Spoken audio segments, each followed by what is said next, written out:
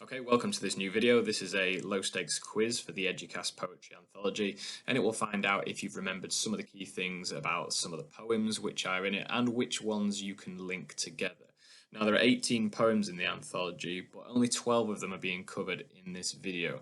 This is because some of the links that you will see in those 12 will apply to some of the other 6 which are left out. Some of the 6 which are left out are some of the slightly harder poems which are a bit more difficult to link to others, and the ones which we focused on here are a little bit more flexible in that they can link to more than one poem at once. But the links that we're going to go through here are some of the ones which are probably the most obvious and easiest to learn for use in the exam in the future. Okay, so you will be thinking about some of the quotations, but also just some of the general issues that the poems explore, because if you can think of the issues and you can maybe remember the odd word or two, that's generally enough to get something down in terms of a paragraph, and you can develop it as you go along.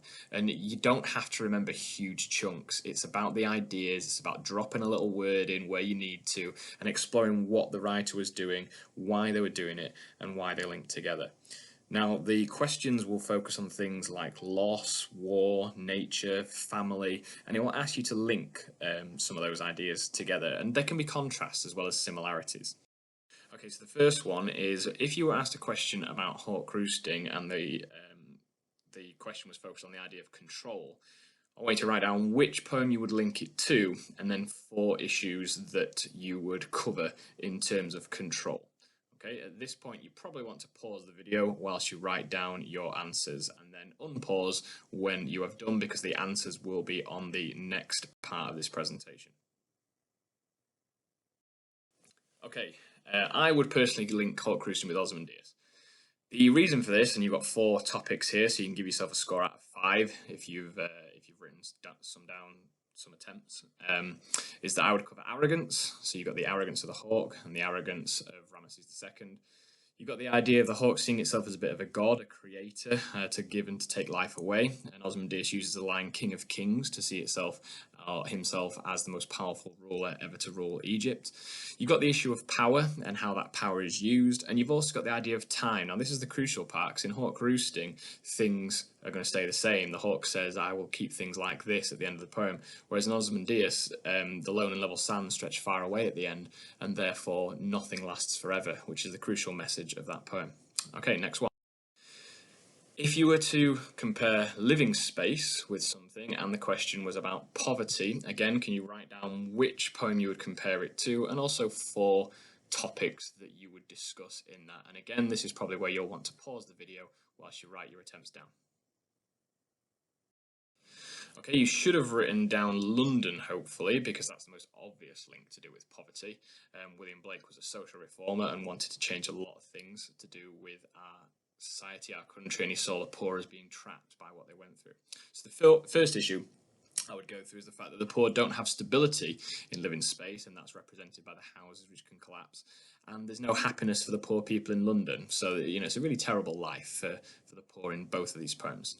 The next crucial thing is that the poor are trapped. Now, in London, they are trapped by the mind-forged manacles, these imaginary chains which the poor imagine to keep them tied down to a life of poverty and misery. In living space, the poor are trapped inside, a really exploitative way of living. They don't have security in their lives, and they are really, really struggling. And that they focus more on the idea of the accommodation, the lack of housing, whereas in London it's more general. It's a general level of exploitation which they go through. There's an unfair world in both. William Blake criticises the rich for allowing this to happen. In living space, it talks about the idea of things being uneven and an uneven universe, slanted universe, I think is the word, and the fact that therefore it's slanted away from the poor and towards the rich is very much a bias in this situation. And then there's hope. Now, in living space, there's hope at the end, because it's described as a fragile hope, but there is a hope there for a better future, and that hope keeps those people going. Whereas in London, that hope is just not there at all. The poor are trapped into a life of misery, and that will continue down the generations. Okay, next one. If you were to write down an answer for afternoons, I want you to write down which poem you would link it to if the question was about loss.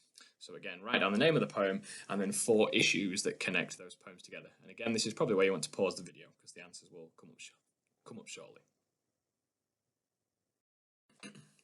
Okay, I would link this to Death of a Naturalist, and the reason being that in both of these poems you've got a clear issue of loss, but it's a loss of different things.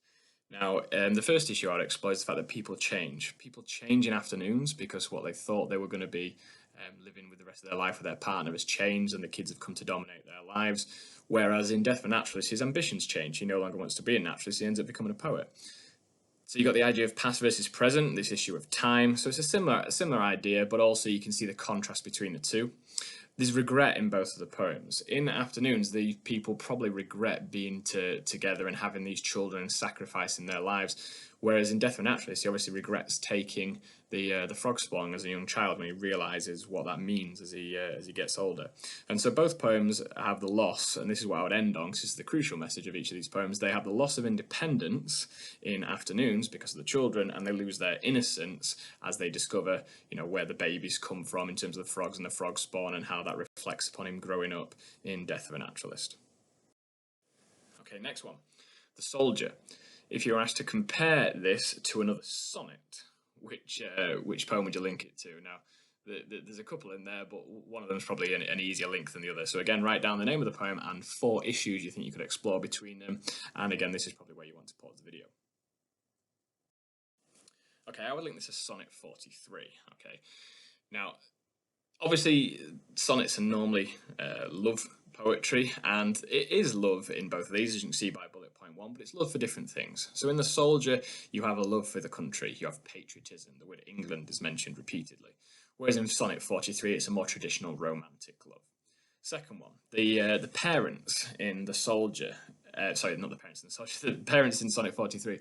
The parents in Sonnet 43, she fell out with her parents over her choice of partner and ended up moving to Italy. Whereas England in The Soldier is seen as a mother. So you've got this sort of parental influence in both poems. The third point, you've got the perfection of England, the idea of purity, of being washed and blessed by the sons of home. But then you've also got Sonnet 43, the fact that their love will be endless, that I will love thee better after death. And that leads on to the last point, you've got death itself. In The Soldier, death is seen as a way of achieving glory.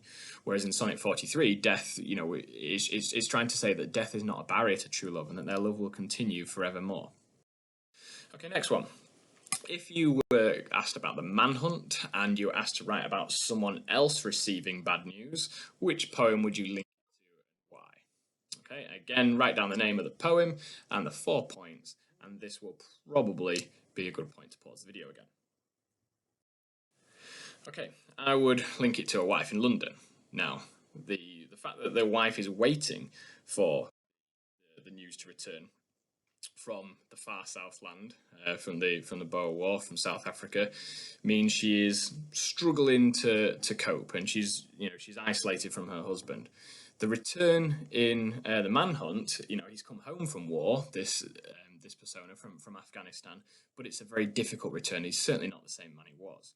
The second point is the discovery. In the Manhunt, you've got the discovery of what's happened to him, and his injuries, and the wife trying to, realize exactly what he's been through. Whereas you've got discovery in A Wife in A Wife in London, because that's the point at which she discovers the news of his death from the telegram from the government, the flash news which is in her hand, which was quicker than the letter.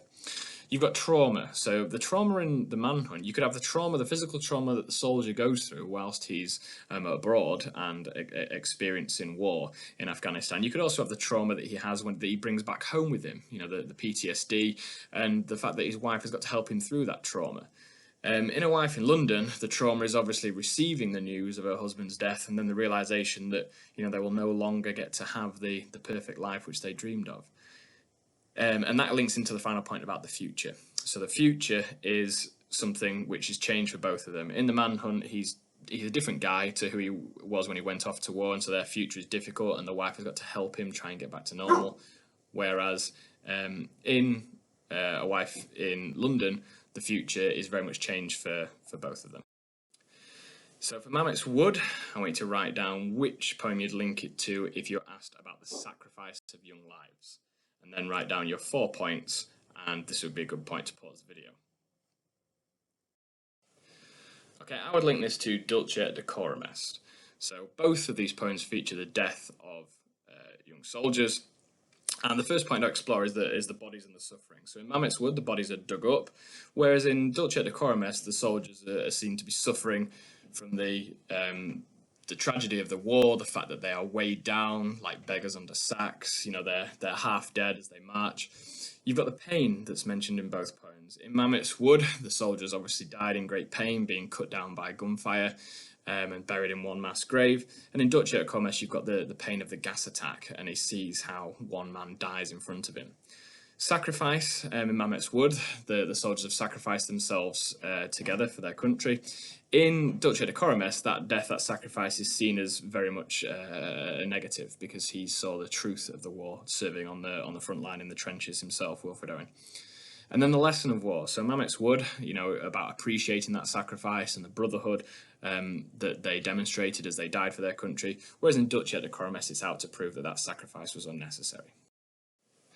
Okay, so if you total up your scores, you should have a mark out of 30, and these are what I would estimate would correspond to a really good, strong working knowledge, a fair working knowledge, and a bit of a lack of knowledge. But again, you should do this video more than once, and therefore you will get better at revising some of the key points, and hopefully be better at producing a decent exam answer. Okay.